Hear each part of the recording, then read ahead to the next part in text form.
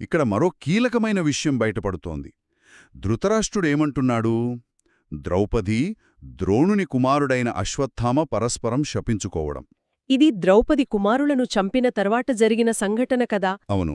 ఆ శాపాల విషయంలో ముఖ్యంగా అశ్వత్థామకు వ్యతిరేకంగా ద్రౌపాయనుడు అంటే వ్యాసుడు, కేశవుడు అంటే కృష్ణుడు కూడా తమ ఆమోదం తెలపడం విన్నప్పుడు సంజయ, నేను విజయంపై ఆశ వదిలేసుకున్నాను అని. ఆ శాపాలకు వ్యాసుడు, కృష్ణుడి ఆమోదం లభించడం అంటే ఇది కేవలం ఇద్దరు వ్యక్తుల మధ్య పగా ప్రతీకారం కాదు, దీని వెనుక ఇంకేదో ఉంది.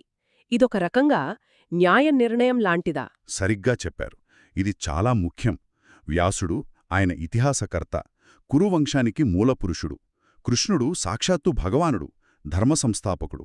వాళ్ళిద్దరూ ఒక శాపాన్ని, ముఖ్యంగా అశ్వత్థామ విషయంలో ఆమోదించారంటే అది వ్యక్తిగత సంఘటన స్థాయిని దాటిపోయింది. ధర్మంతో, దైవ సంకల్పంతో